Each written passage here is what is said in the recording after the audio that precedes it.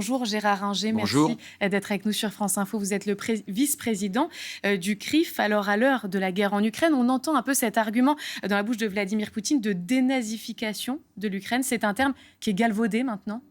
Oui, c'est un terme qui en Russie est galvaudé. Tous les adversaires de Poutine sont des nazis, entre guillemets, pour lui. Donc ça n'a aucun sens. Bien sûr, il y a eu des nazis en Ukraine. Bien sûr, il y en a encore quelques-uns. Mais ils ne sont pas au pouvoir et on ne peut pas justifier l'agression de Poutine par ce terme-là. Quel regard vous portez sur ce qui se passe aux portes de l'Europe ?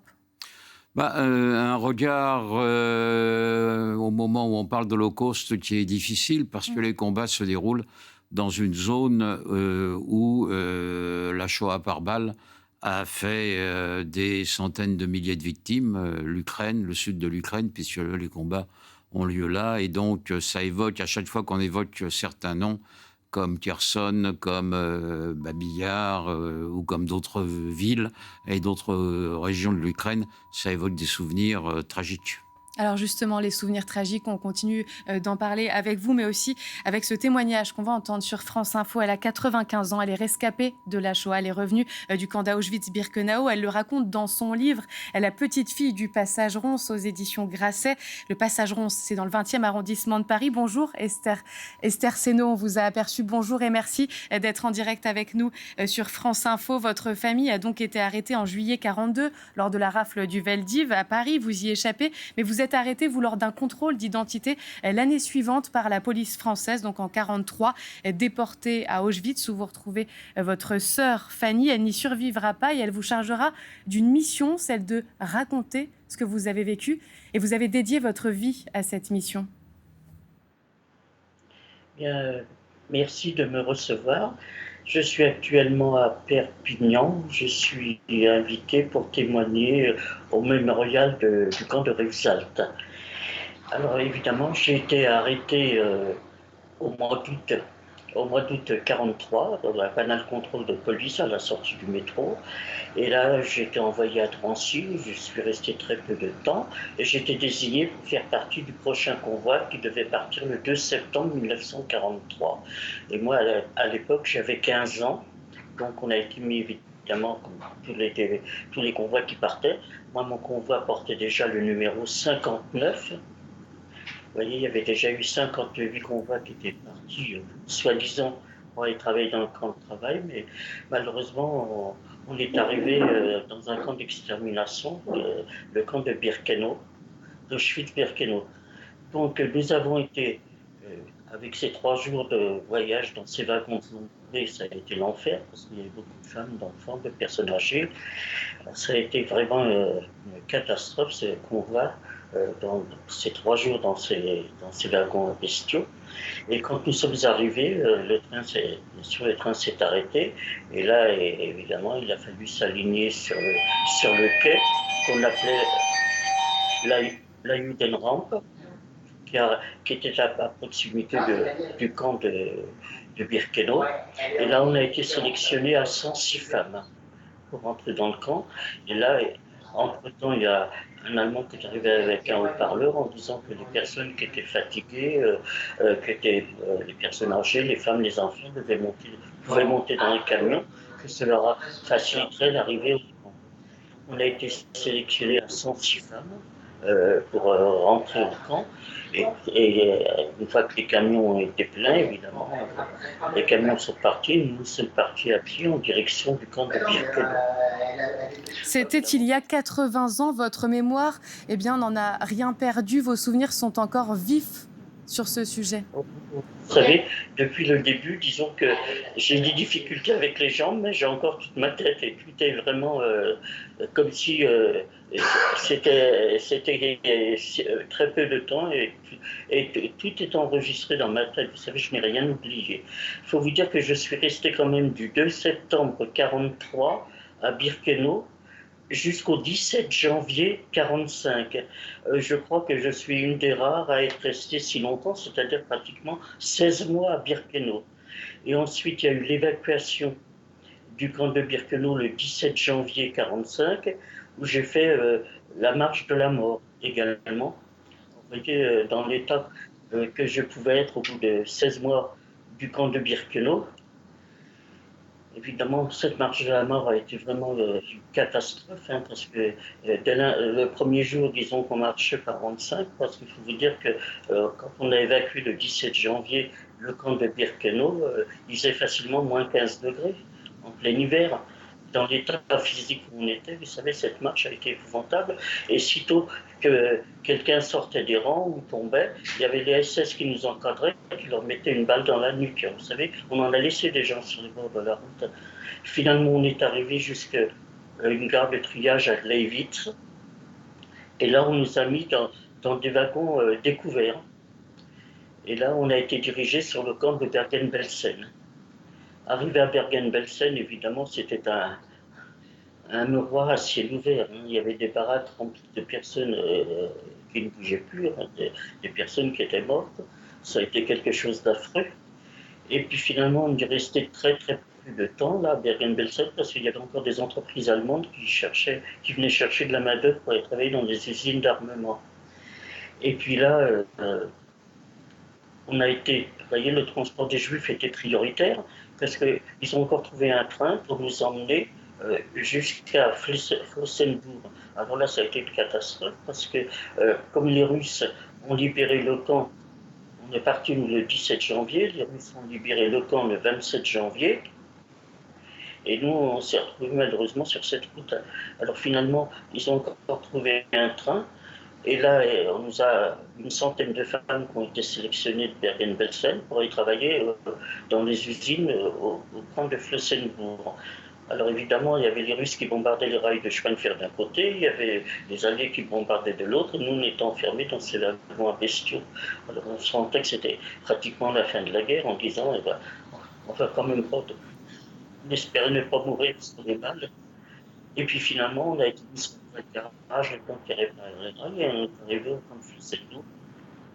Et là, évidemment, il n'y avait plus d'usine, hein, tout avait été bombardé. Il restait bloqué dans ce Flossenbourg pendant quelques temps. C'était une annexe.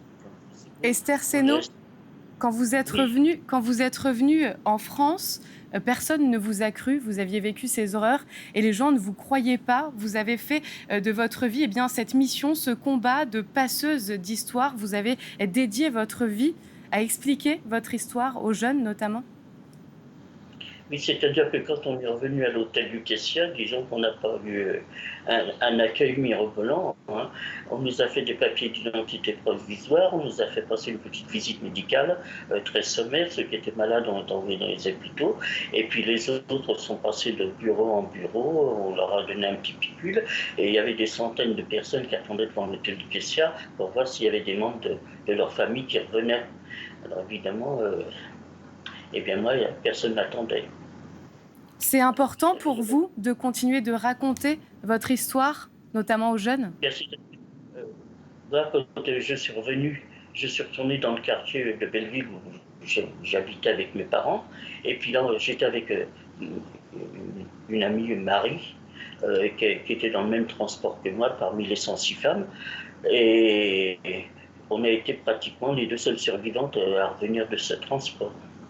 Alors évidemment, moi, quand j'ai retrouvé, parce que ma sœur, au moment de la rafle du Veldiv, elle était pas comme moi, elle n'était pas à la maison. Donc ma sœur a été arrêtée en novembre 1942 et elle a été déportée en février 1943. Donc moi j'ai retrouvé ma sœur, ça faisait presque 8 ou 9 mois qu'elle était à Birkenau, elle. Et un soir, tout à fait par hasard, dans ces fameuses latrines où on avait l'autorisation d'aller faire nos besoins après tous les événements qui se passaient dans le camp. Et là, j'ai vu arriver ma sœur, mais enfin, moi, je ne l'ai pas reconnue, hein, c'est elle qui m'a reconnue, parce qu'elle était déjà dans un état pitoyable au bout de 8 ou 9 mois du camp de Birkenau.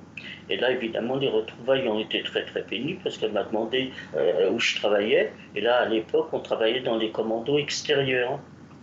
Alors évidemment, au mois de décembre, on savait très bien qu'on ne pouvait pas survivre dans les commandos, parce qu'il faut vous dire qu'entre septembre 1943 et décembre 1943, sur les 106 femmes, nous n'étions plus déjà que 50. Il y avait déjà la moitié qui était morte. Alors elle avait réussi Elle avait fait la connaissance d'une jeune femme belge qui s'appelait Mala et qui travaillait, elle était interprète dans les bureaux allemands, qui a réussi à me faire sortir de ses commandos extérieurs au mois de décembre 1943 pour me faire rentrer, travailler à l'intérieur du camp dans une baraque qui s'appelait la Weberra où on faisait du tissage. Bon, donc j'ai déjà été protégé des intempéries. Esther Seno, quand vous racontez ces histoires, notamment aux jeunes que vous rencontrez, comment ils accueillent ce témoignage? Qu'est-ce qu'ils vous disent? J'ai des retours extraordinaires. Vous savez, mon témoignage dure à peu près 1h15, 1h30. Et ensuite, je laisse une petite demi-heure pour les questions. Et vous savez, on a des retours extraordinaires, extraordinaires. Ce qui nous permet quand même de continuer à faire à mettre les jeunes en garde de ce qui peut arriver, de ce qui est arrivé, de leur expliquer. Et finalement, vous savez, même les enseignants nous disent comment vous faites pour les garder pendant 2 heures sans qu'on entend un bruit, hein, avec une écoute formidable. Il dit, nous, au bout d'une heure, on n'arrive plus à les tenir. Hein. Et vous voyez, hier, je suis arrivé à Perpignan, puisque j'habite à Paris. Et j'ai été témoigné dans le lycée Arago parce que j'ai habité pendant 32 ans moi, à côté de Perpignan. Alors je me suis retrouvé, la dernière fois que je suis intervenu dans ce lycée, il y a à peu près 25 ans en arrière. Merci beaucoup Esther Seno d'avoir été avec nous pour partager votre histoire. Vous faites partie de ces passeurs d'histoire qui font donc ce devoir de mémoire qui est primordial justement. On va entendre d'autres témoignages de rescapés. Ils ont été compilés par Florence Thiel. Elle aimait dire que la musique lui avait sauvé la vie. Déportée en 1943 avec ses parents au camp d'Auschwitz-Birkenau, Violette Zilberstein reviendra seule un an plus tard. Choisie pour être violoniste au sein de l'orchestre de femmes du camp lui permettra d'échapper à la mort. Des années après la fin de la guerre, elle n'aura de cesse de raconter son histoire, comme ici en 2007 à la synagogue du Havre. Les gens faisaient la queue pour aller à la chambre à gaz, ne sachant pas où ils allaient, bien évidemment. Et nous nous sommes posé la question, est-ce qu'on va leur dire pour qu'ils se révoltent, pour qu'ils fassent quelque chose? Et d'un commun accord, on a décidé que non, que cette révolte ne servirait à rien et que ça n'aggraverait que plus leur angoisse d'aller, ils ne savaient pas du tout où. La voix de Violette Zilberstein s'est éteinte il y a près de 10 ans, mais d'autres résonnent encore, comme celle de Ginette Kolinka. Elle fait partie des dernières rescapées à pouvoir évoquer l'enfer de la Shoah. En 2019, lorsque nous l'avions rencontrée, elle allait ce matin-là raconter sa page personnelle de l'histoire devant ses élèves de 3e. Ginette Kolinka avait leur âge lorsque la Seconde Guerre mondiale a éclaté. Arrêtée par les nazis puis déportée, elle est la seule des membres de sa famille à être revenue vivante. Elle raconte l'ignominie. Vous voyez le tableau, mesdemoiselles, vous êtes assises, on vous enlève les poils du sexe et vous avez tout autour des femmes qui vous regardent. Moi, j'ai été malade de honte parce que j'étais nue.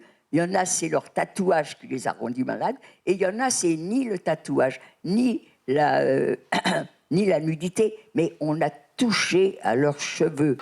Aujourd'hui, à bientôt 98 ans, Ginette Kolinka trouve toujours le courage de témoigner, animée par une crainte, celle de voir un jour l'humanité à nouveau déchirée par la haine. Alors voilà, on en parle justement avec donc Gérard Inger, vice-président du CRIF. Merci encore d'être avec nous. Alors justement, on a toujours cette crainte que l'humanité soit de nouveau décimée, comme il vient d'être dit. Être juif en 2023 en France, ça veut dire quoi? Ça veut dire d'abord se souvenir de tout cela, tout ce que vous avez montré, les témoignages émouvants de Ginette Kolinka ou d'Esther Seno et encore de quelques autres.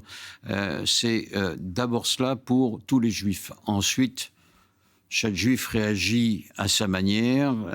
Une partie des juifs qui proviennent d'Europe de l'Est sont beaucoup plus sensibles à ce qui s'est passé là.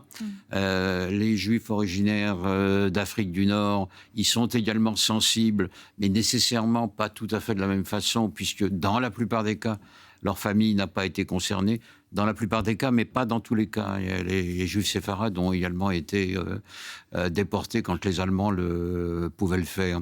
Donc, ce passé, il est partout présent. Après, chaque juif réagit en fonction de ce qu'il est, religieux, pas religieux, laïque, etc. On a eu les chiffres et cette diminution des actes antisémites. Ces chiffres, ils sont sortis mercredi. Une baisse donc de 26% en France en 2022, 436 contre 589 en 2021. Vous allez revoir ces chiffres à l'écran. C'est une bonne nouvelle, évidemment, mais ce sont quand même des chiffres à relativiser. Oui, c'est à relativiser parce que ces chiffres sont très élevés. Ça signifie qu'il y a un acte, et généralement un acte violent par jour, en moyenne. D'autre part, ces actes sont effectivement des actes qui marquent les gens de manière considérable. Les Juifs sont la première cible d'actes violents. Aujourd'hui encore. Ils constituent moins de 1% de la population française et ils constituent je ne sais quel pourcentage de l'ensemble des actes, mais bien plus de 1%. C'est la communauté qui est la plus élevée. C'est un héritage, justement, de tout ce qu'on vient de voir ?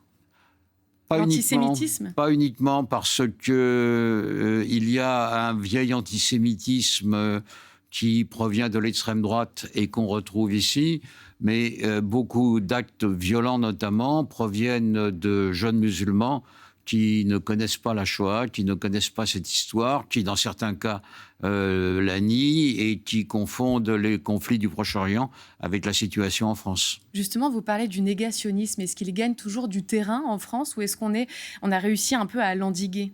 Non, il ne gagne pas du terrain en France. Il a été endigué largement par l'enseignement de la Shoah qui a été fait dans les collèges et dans les lycées. Donc, le négationnisme est en recul. Mais il y a toujours une tendance à relativiser, à dire que ce n'était pas aussi important que ça, etc. Alors qu'il y a eu 6 millions de Juifs qui ont été victimes de la Shoah. Et Internet, l'antisémitisme en ligne ? Alors l'antisémitisme en ligne, qui n'est pas pris d'ailleurs dans les chiffres oui. que vous indiquez, l'antisémitisme en ligne, malheureusement, lui, il ne se porte rien. Il est facile de déverser sa haine et sa bile contre les Juifs de manière généralement anonyme sur les réseaux sociaux. Et le négationnisme aussi fait partie de ce qu'on peut Le lire négationnisme aussi, mais encore une fois, sociaux. le négationnisme par rapport à ce qu'il était il y a 20 ou 30 ans, a été largement combattu. Il est puni par la loi. Donc là-dessus, ça n'est pas le problème numéro un. Le problème numéro un, c'est la violence des actes antisémites qui, elle, ne diminue pas. Merci beaucoup, Gérard Inger, d'avoir été avec nous pour parler de cette journée donc, de commémoration de la Shoah, de l'Holocauste. C'était il y a 78 ans, la libération du camp d'Auschwitz et Birkenau en 1945. Merci encore. Merci.